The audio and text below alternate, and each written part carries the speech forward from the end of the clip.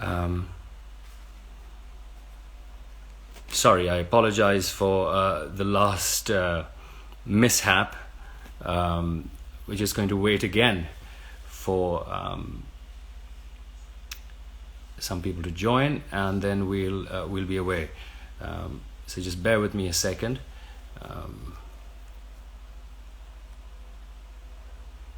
Bear with me a second, please, and we should be away rather shortly. Just waiting for Rakhshanda Jalil Sahiba to join, and we should be away shortly. Hang on a second.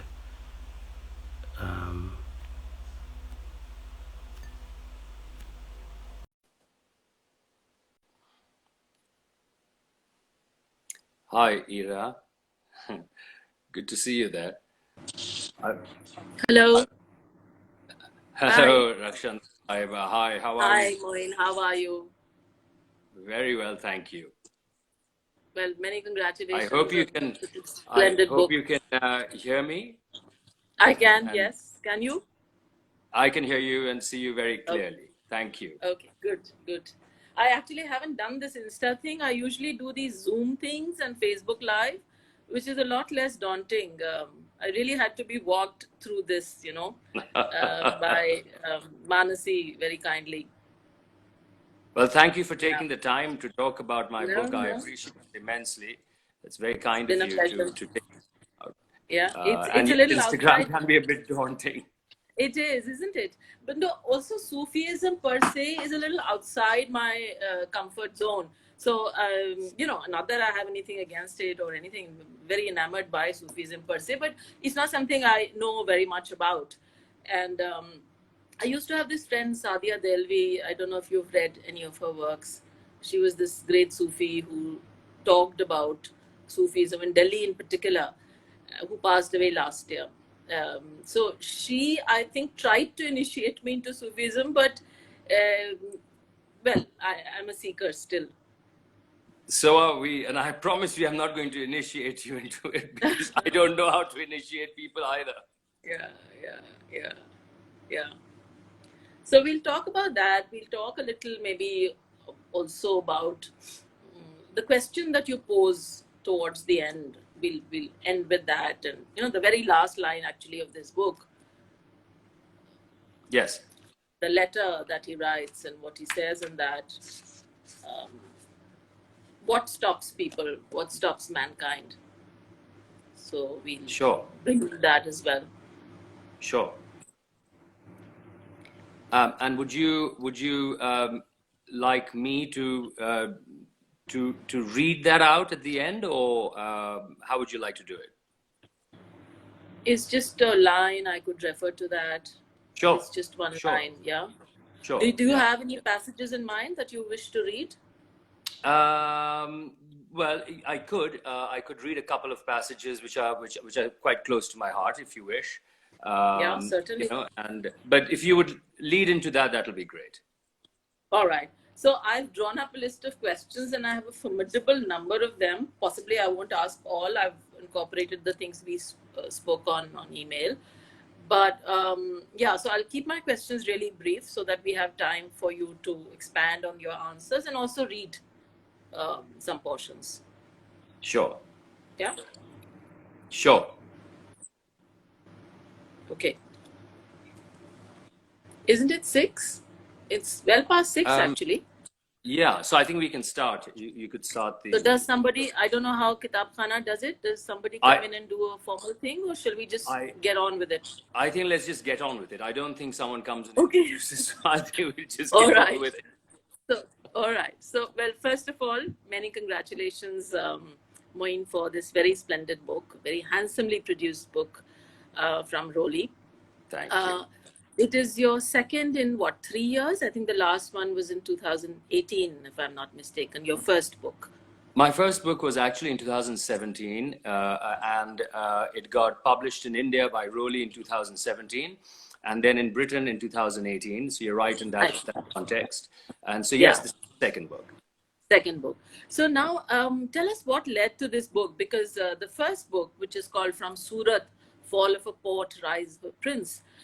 You talk of the merchant ships, you talk of the thriving trade in a port city such as Surat, you talk of the East India Company, the monopoly, and all of that. And then you come to this, which is such a sweeping book. It's such a panoramic sweep across civilizations, ideas, philosophies. You start from Mughal India, you talk of the ransacking of Delhi by Nadir Shah, and then you move on to Konya, to Anatolia. So this is a big book, I mean, and it's very far removed from the Surat book. So very briefly, what brought you here? Um, I think there were a couple of things that brought me to writing this book.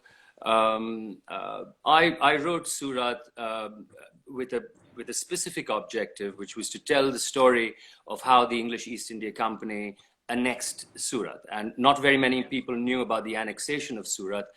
By and large, it's considered when you think of annexation, you think of Mysore, or you think of Awadh. Awadh, yes. Awadh, you think of Jhansi.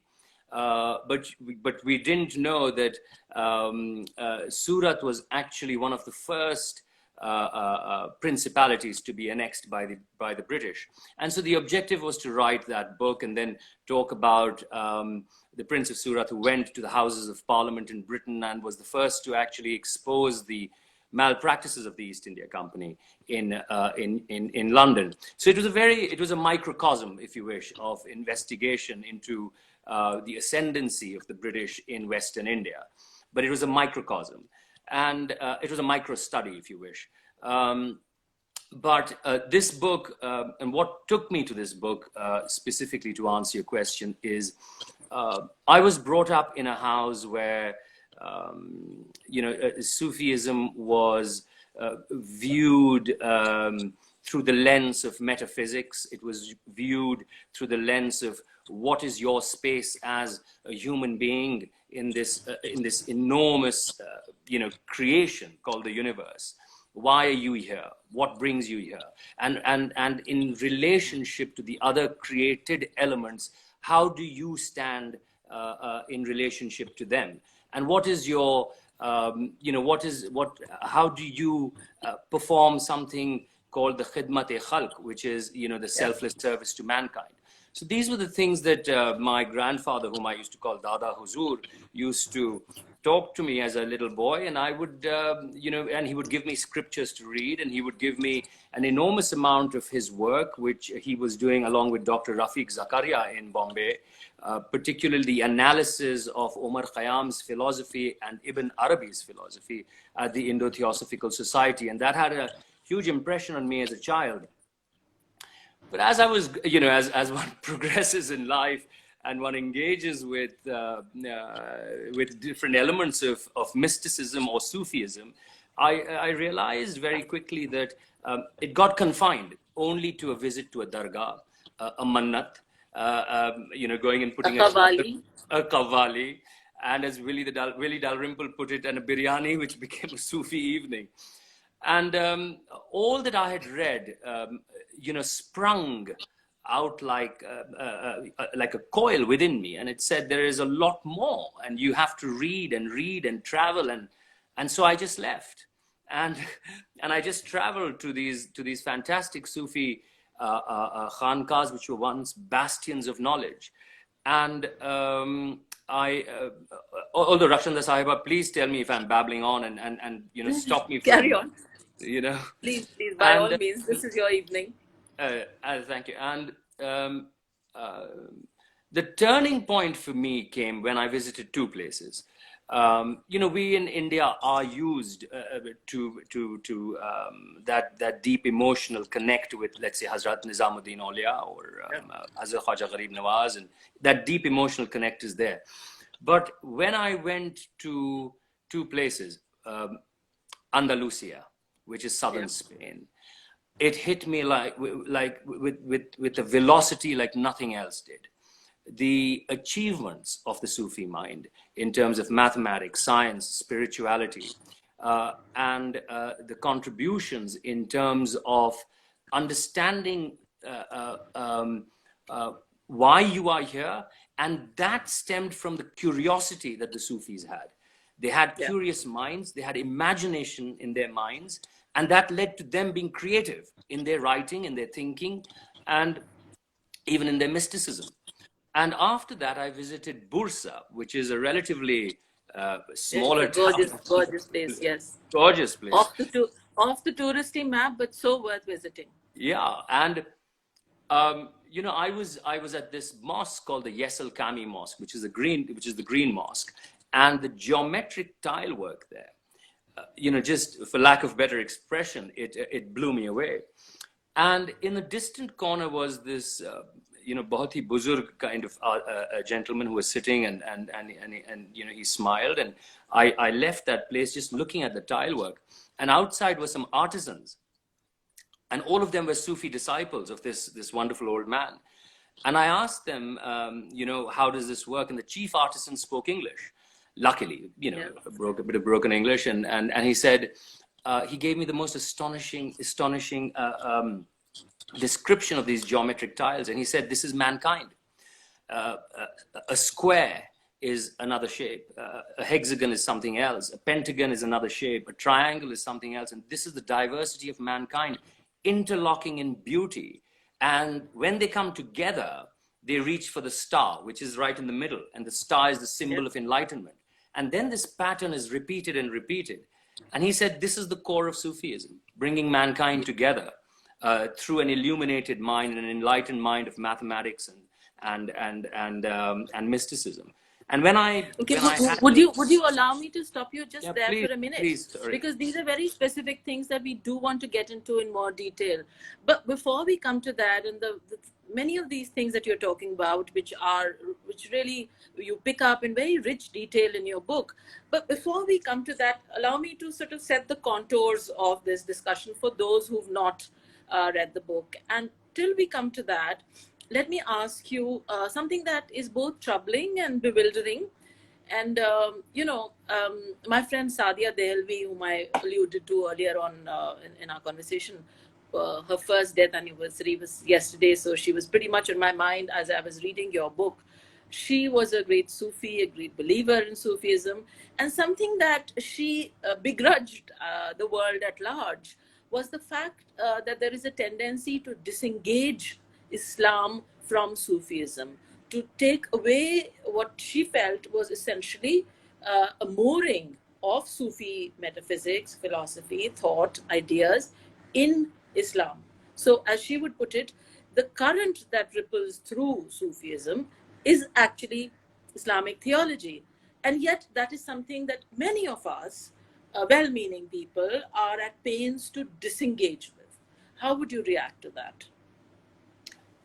Well, I'm so glad that you brought up Sadia Sahiba's name. She was a very dear friend of my father's. I didn't, meet much with her, but she did engage much with my father. I believe that it's the unimpeachable truth that Sufism is the heartbeat of Islam. It is the heart of Islam. And you cannot divorce the mystical thought of Sufism from Islam. It is Islam. And in many ways, when people try to do that, or people try to, create a disconnect, it doesn't jar very well, because the very teachings, the very discoveries that the Sufis were making were under the overarching belief in the faith.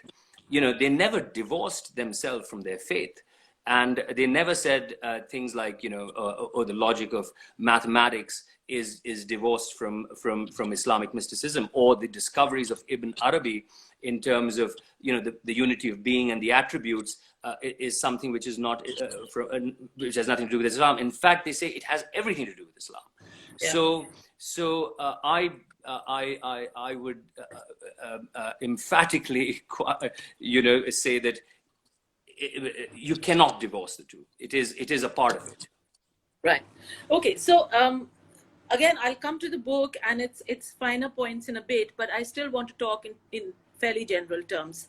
Something that comes up repeatedly in your book is the idea of perfection.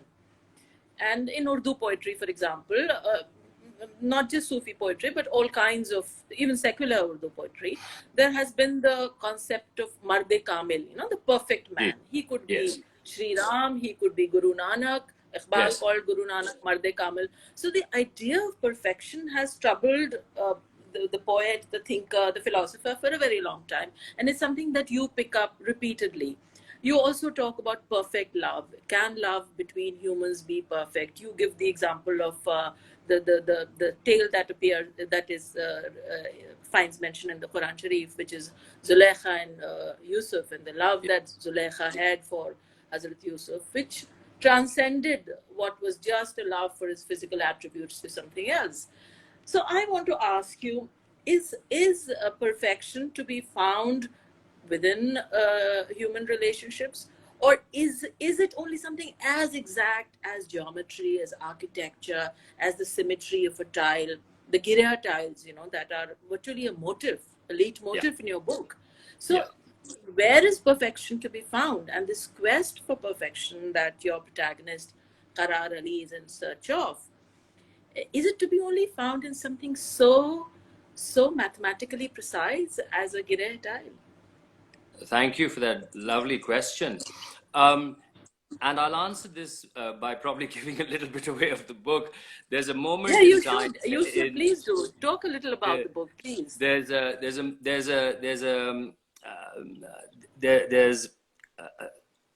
time in his life when he believes he has the perfect life. He has found his link to the divine through his love, whom he connects with spiritually. He's also living a state of existence which is quite content. The word qanaat in Sufi terminology. He's been rewarded by the emperor. He's produced a wonderful mango. And qanaat also means the canopy. Isn't it interesting? That qanaat is also the canopy. Yeah. That's right. And so, he seems to believe that, he is living in a space, or a mental space, where perfection has been reached. There's nothing more that he really needs. As he's evolving, he also creates a pavilion which kind of reflects his creative spirit, and so he's achieved as all that he thinks he has. He's also been able to propose marriage to the lady that he's spiritually and deeply in love with.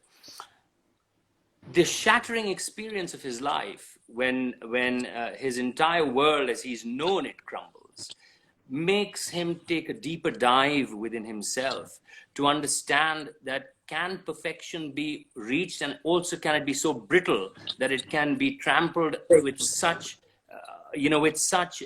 ease by a marauding plunderer.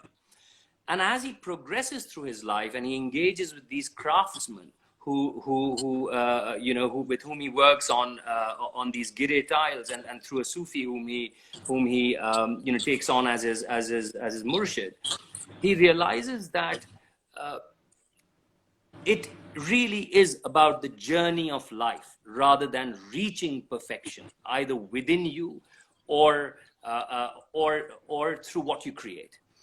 It is your journey which you try and polish to the best of your ability in terms of the life that you lead, and that perfection only comes from the journey that you would undertake to better other people's lives, including the friends that he makes, who and their lives that he betters, and eventually he comes to the conclusion that, as Omar Khayyam had said,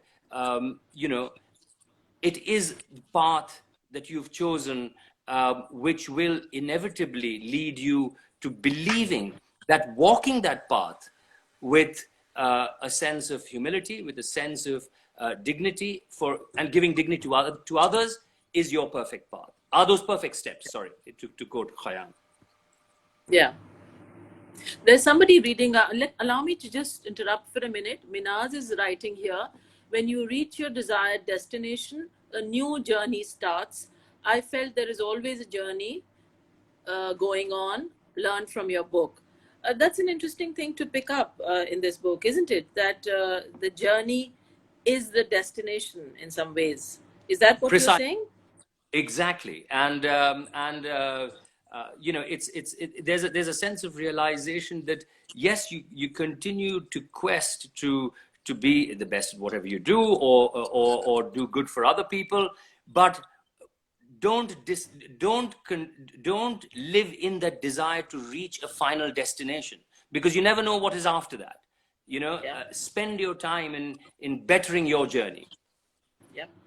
Okay. Now you recreate a world that seems to revolve around two axes: the Sufi and the Sultan, the two power centers, for want of a better word. Though the Sufis never really sought power, the true Sufi was never thought himself as a power center.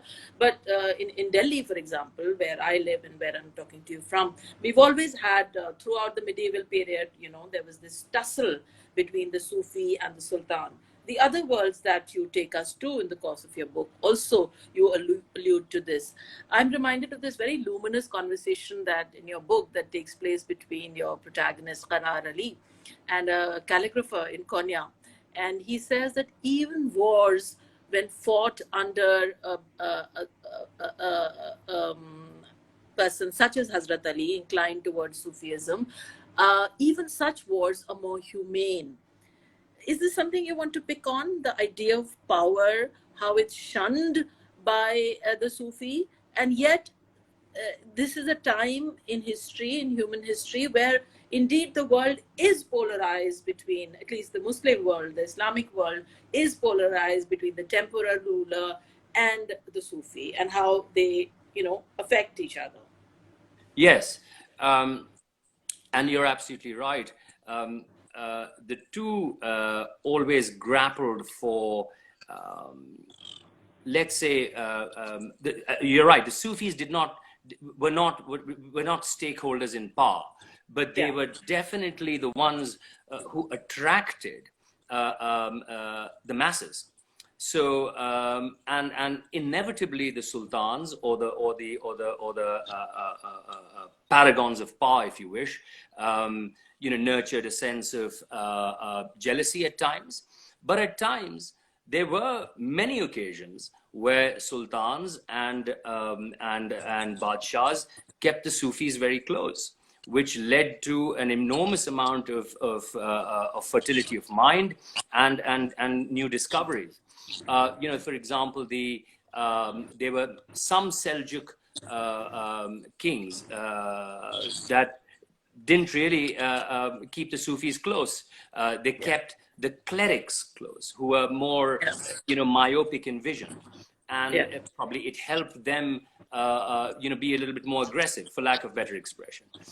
But there were other Seljuks who kept Sufis very close. For example, you know, there is an incident in the 12th century when Khai Khosrow, who's a Seljuk emperor, defeats Alexius the first of Greeks in Anatolia. You refer to that, Yeah, and he gives away lands to the prisoners. So there was a struggle of sorts between Sufis and the power bastions, but indeed, most of the Sufi khankas and most of the Sufi thinkers shied away from the courts. The Chishtis never visited court. The Mevlavis never visited court. The Betakshis never visited court. The Naqshbandis, oddly enough, have had a history of, you know, advising the sultans. But, you know, so this continued to happen. But it is the Sufi houses of Mevlavis and Chishtis and Betakshis who are the chief influencers of the Mughals, and that we know for a fact. We also know that the Safavids were deeply influenced by the order of the Mevlavi, and so were the Ottomans. But yeah. Right. So, you know, I interrupted you when you were talking about the influence of mathematics and science and art and the relationship, the marriage with all of these, with Sufism. This might be a good time to sort of talk in more detail about these things that keep coming up throughout the book. Sure. Yeah. Is there something you might want to read here? Do you have in mind a passage that you might want to read? Yes. And I would probably read a passage, but if you would give me just a little moment so I can just talk a little bit about how they viewed. I think it begins with, this incredible Sufi called Abdur Rahman Sufi. That was his actual name.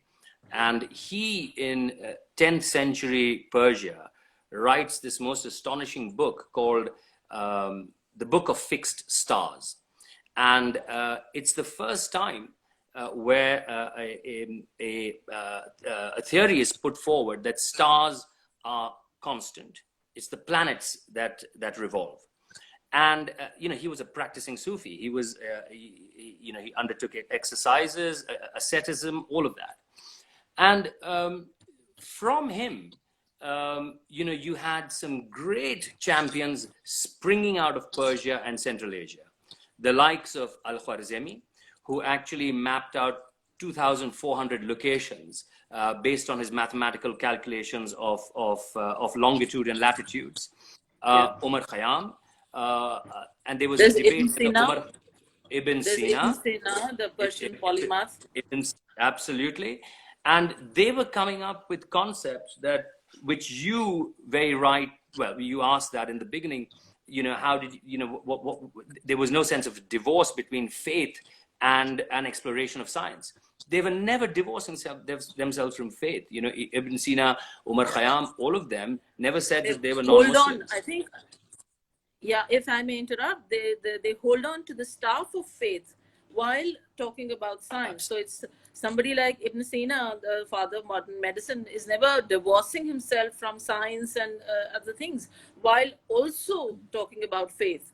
So is such a marriage possible in this day? Well, it has been possible for 1,000 years of enlightenment that sprang from Central Asia, India, all the way through Persia and Anatolia. Why is it not possible today?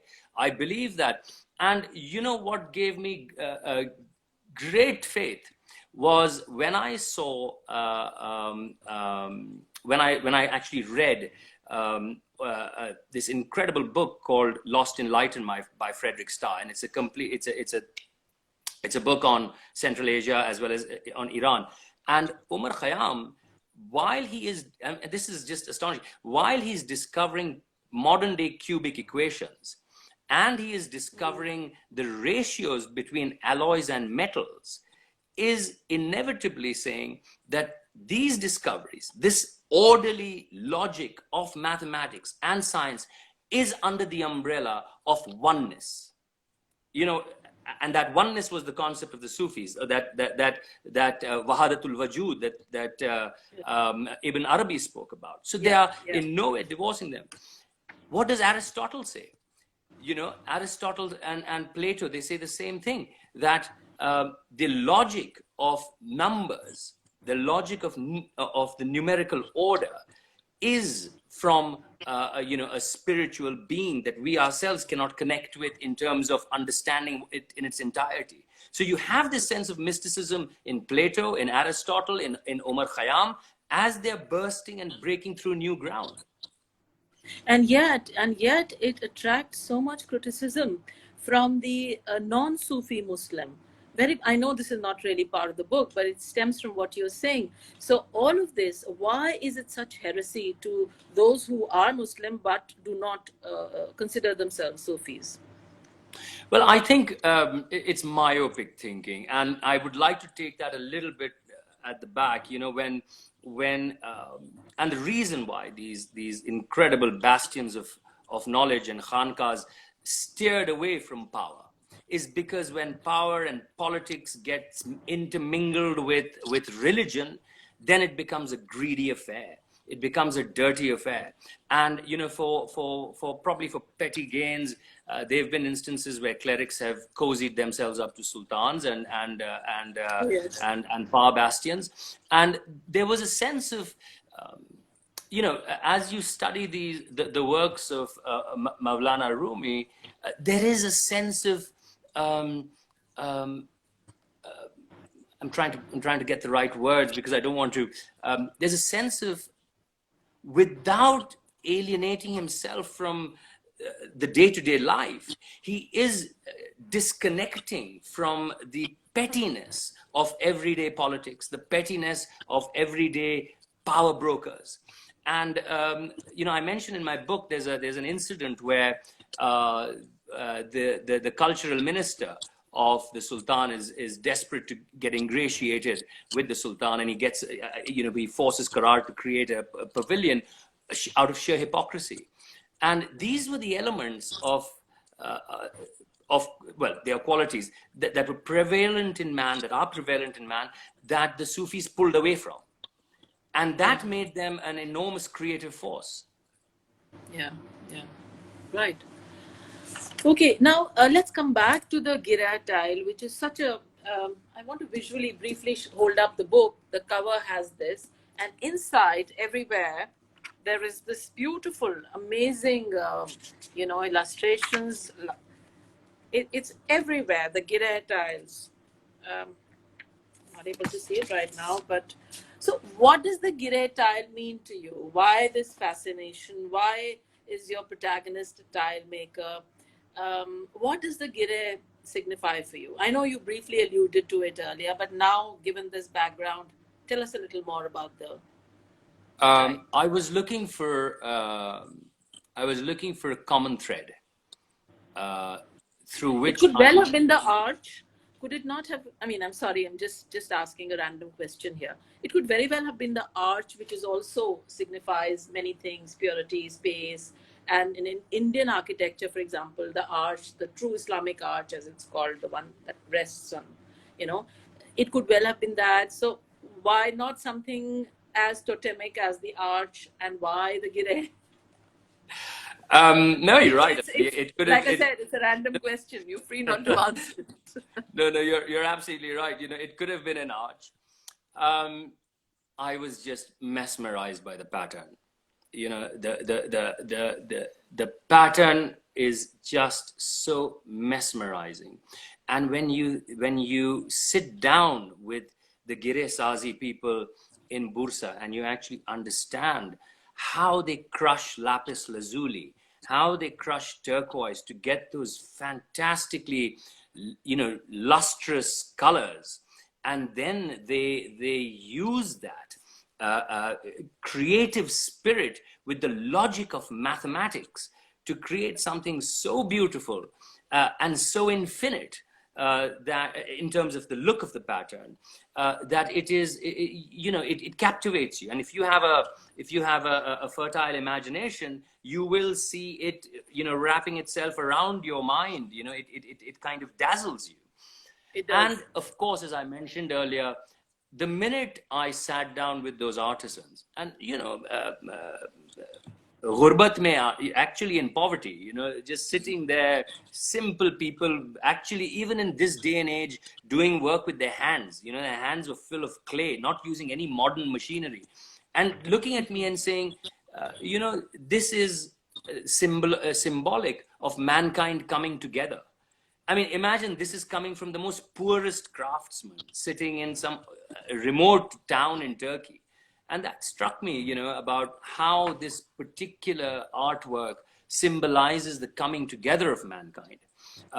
And the beauty is there in Andalusia, it's there in Anatolia, it's there in Persia, it's there in Samarkand, it's there in Delhi. Yeah. And so that became the ribbon with which I could link my story. True. Now, that's the I'm reason just why I chose Giri tiles. Okay, and pardon my ignorance, but I'm curious here. That is there any connection with the Gire that the Qabbals use? In Qabbali, you have the notion of Gire banna. Gire can mean not, but they But interestingly enough, the Qabbals use the word Gire to mean a seamlessness. So from one share to another in the same. So what carries you through is the layer, the beat, the tempo of the Qabbal, and the Gire then dissolves and Yeah, merges. So is exactly. there etymologically and in other ways you see a connection with that? Well, you've enlightened me by this particular aspect of Qawwali. I didn't know that, but the seamlessness, yes, and that word seamlessness is used time and time again, because if you are one, if you are a microcosm, and you are one with the Creator, or everything that is one and diverse will be seamlessly coming together. And the example that I thought was fascinating was, I had the good fortune of reading Ibn Arabi in the University of Koch in Istanbul, and then I was very lucky that I could even read him in Andalusia. And he talks about the unity of being, and then from there you have different attributes that flow. So you have Rahman or Rahim, and they went on to become the 99 names of Allah and all of that. But the simplest example that I saw, which really struck a chord in my heart, was if you look at a fabulously large mango tree, you will have the tree trunk, you will have different branches of different sizes. Then you will have leaves. Leaves will be of different sizes and sometimes even of different color. Then you will have flowers, which will again have a new fragrance. Leaves don't have a fragrance, but the flowers will have a fragrance. Then from the flowers, you will have the fruit. But you don't see the root. The root is one, it is hidden. It's hidden. It's hidden, yes. So you have this incredible diversity of just one tree, the concept of one.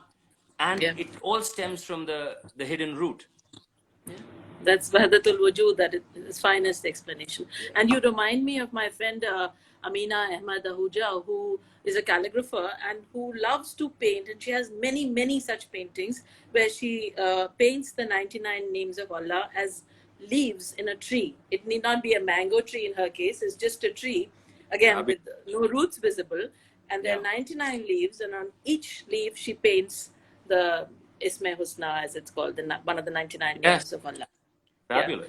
So, but just, if I may just add here, Rakhshanda Sahiba, one thing. See, those attributes, not only are they, so what Ibn Arabi says is, not only are these attributes, but these are also ways of being scientifically, curious. So let's say one of the attributes is,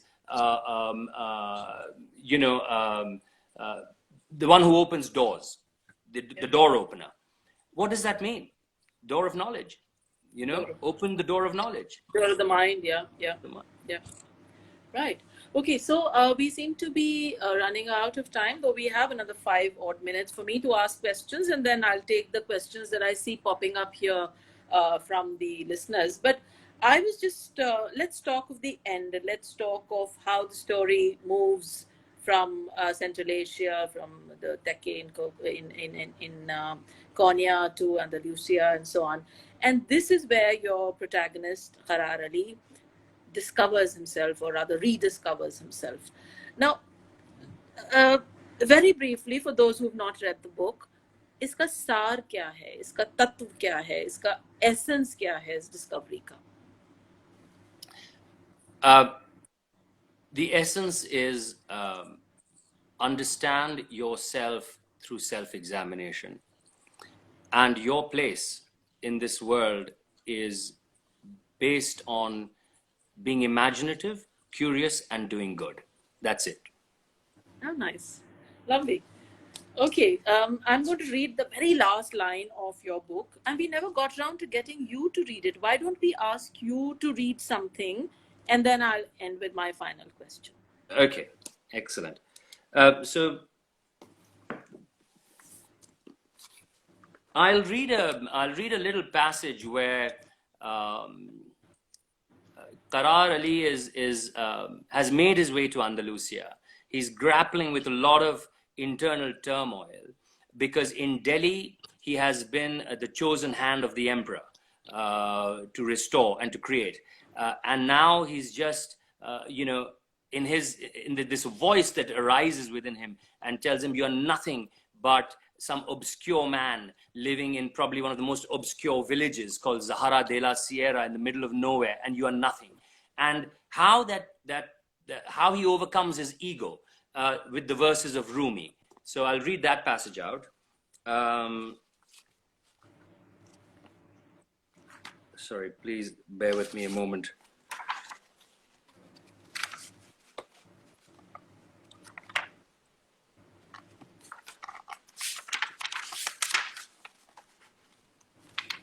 Yeah.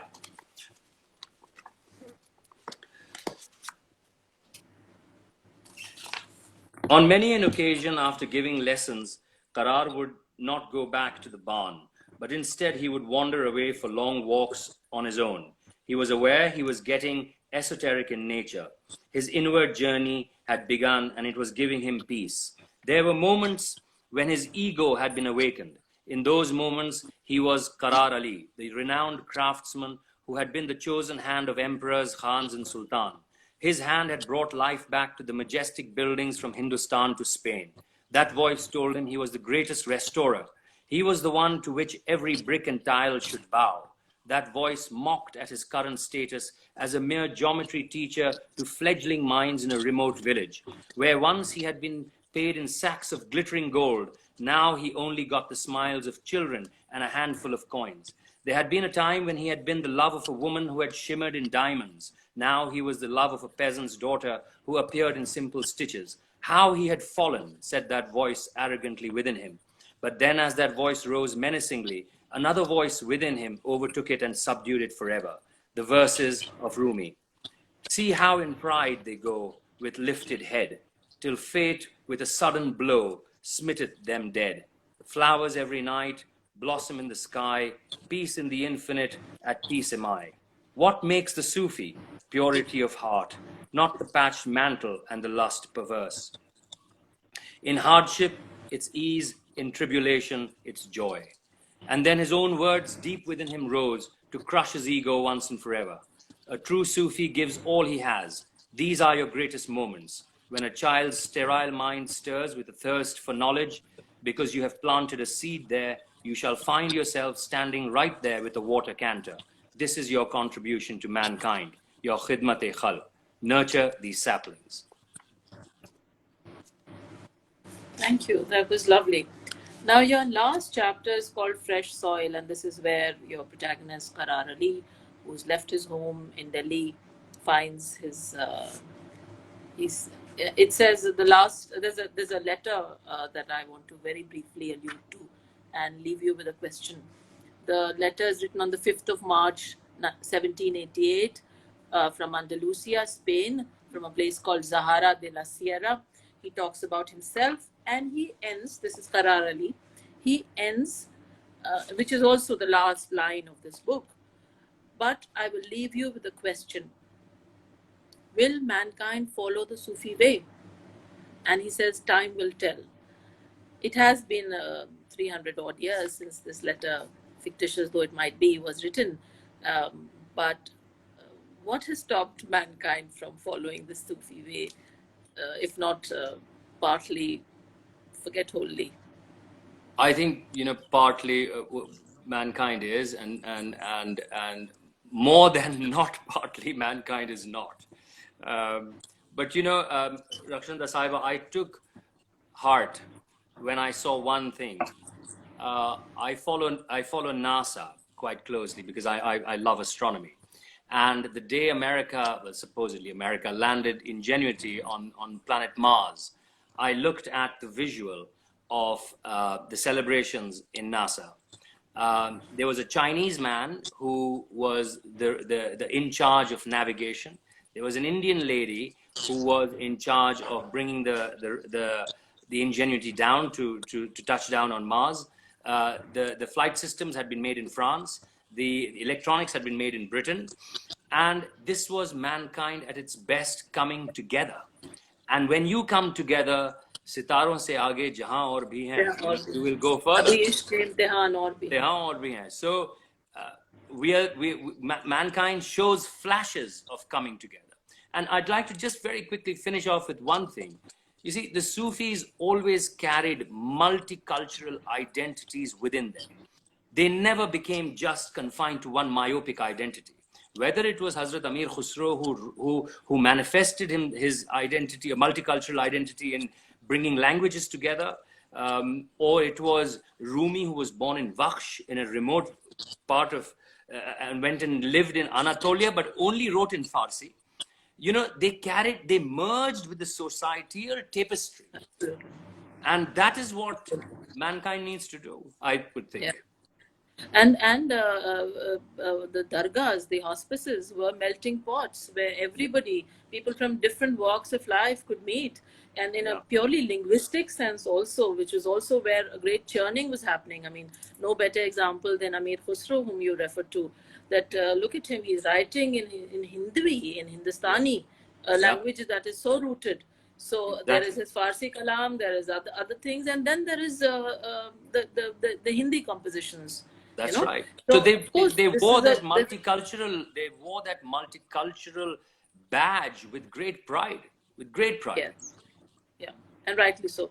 Okay, so I have been looking at some of the questions, and Meena's G has been one of the most faithful sort of commentators on our conversation so far. And something that she mentions here is the reference to nature, which we somehow omitted from our conversation. And she talks of how your protagonist likes going for long walks and that communion with nature. Would you like to touch upon Sufis and their love for nature? Yes, they were great environmentalists, and it all comes back to the concept of Wahadatul Wujud, which basically means you are one. You are one with that one. Whether it's a stream, whether it's a river, whether it's a mountain, whether it's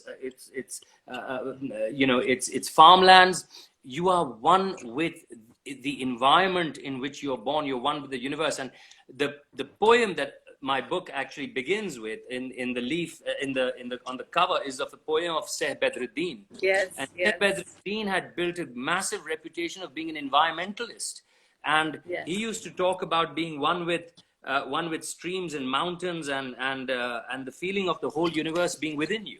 So great environmentalists, absolutely. Yeah. So I'm looking at some of the other questions. I don't see a question really. I just see a lot of comments. Again, Minaz, I'm not able to see questions from others, but Minaz is saying, when you reach, this is something I read to you earlier. When you reach your desired destination, a new journey starts. I felt there is always a journey. I refer to this.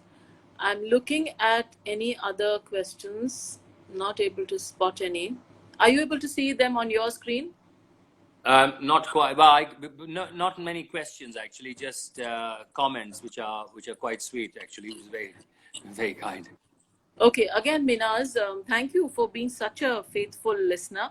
She's saying the introduction of dervish given in your book is commendable. Also, the use of quotes at perfect time is amazing to read. Yeah, let's use her comment as an entry into the, what is left of Sufism, our Sufi nights at 5-star hotels, the whirling dervishes at these very touristy tekkes in Turkey, and in our own country, the Qawwali, the Thursday Qawwalis, made famous by A.R. Rahman using actual qawwals in his film Rockstar. So this is surely not Sufism as you are trying to talk of it. So what do we do with these tropes? Do we abandon them? Do we discard them? Or do we use them for what they initially were meant to convey? That is not quite her question, though. She is just referring to dervish. But I'm using that to ask you. Yeah. We absolutely. The very touristy souvenir that people bring home is a calligraphy of a whirling dervish. I happen to have one on my wall too, and this is a very good gift that people buy from Turkey. But surely there's more to it than this. I would like to take this a little further, Rakhshanda Sahiba, and say we must embrace them. By embracing a souvenir, we don't do any harm. In fact, we just give them a little bit more moral encouragement. But somehow, if the seed of curiosity and the seed of imagination has taken root in your mind, then I would urge you to read. Please read. Don't just confine yourself to listening to the Qawwali. It's beautiful. Please do. It's glorious. But read. Read the works of Ibn Arabi. Read Umar Khayyam. Read the philosophy of Hazrat Bari, who told Dara Shikoh, look after the peasants. Read the works of the Betakshi Sufi order, which says, do away with the veils for women and let them go free in society and seek their own destiny. Read the works of Ibn Sina. Read the works of Ibn Sina and Ibn Tufail, who wrote Hay Ibn Yaqzan and spoke about how all can be achieved if you look deep within. Read Ibn Sina, who talks about Sufism through the lens of Sufism, about the difference between existence and essence, and he even betters Aristotle. So I would urge people, listen to the Qawwali, enjoy it, but read. Yeah. Okay. Another question is, why the name Qarar Ali? Qarar has two meanings. In Farsi, it actually, in modern day Farsi, because Farsi has changed over a period of so many years, and the Farsi that one speaks or hears now is so different to what you would probably try and read. Qarar in Urdu, and you are the literary historian, so please correct me if I'm wrong. Qarar means a sense of peace or a sense of calm. Dil ko qarar. Yeah. Dil ko qarar. And at the same time, in Farsi, qarar means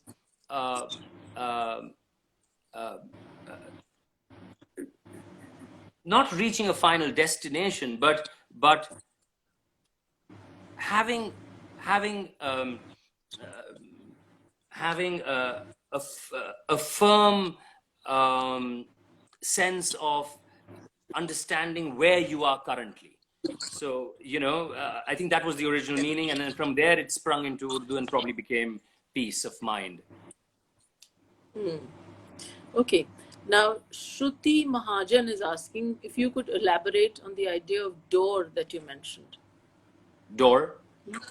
I'm not sure what she means by door. Is it door? D-O-O-R. You did mention a dome, but I don't think you mentioned a door. I must have spoken about because of having the imagination and the curiosity, the Sufi became a creative. The door that opens. I think then opened the door of science. Yeah. And that's what I meant. Right. It's symbolic. Right. Harkirat is saying, can you please elaborate Alif for me? Alif. I have a character in the book called Alf, who is a Viking descendant and a slave trader. Yes, so interesting. All these characters are symbolic of the different shapes of mankind, which also interlink with the different shapes of the Gireh style pattern. So Alf is one of those characters who's a slave trader, and when he buys Qarar as his slave, he has this little seed of enlightenment, and he wants to learn Urdu and Farsi because of the slave trade route that he takes around Persia, and he asks Qarar to teach him, and during a moment in time which is rather conflicting, Qarar lands up saying, your name is Alf, and the first letter of enlightenment in Arabic, in Farsi, and in Urdu is Alif, and you are so close but yet so far. Yeah. Okay, now this is not a question, but it occurs to me as we are talking that the women in your book are very, they move around far more freely than society of that time permit. Possibly this is also because of the Sufi world that they belong to.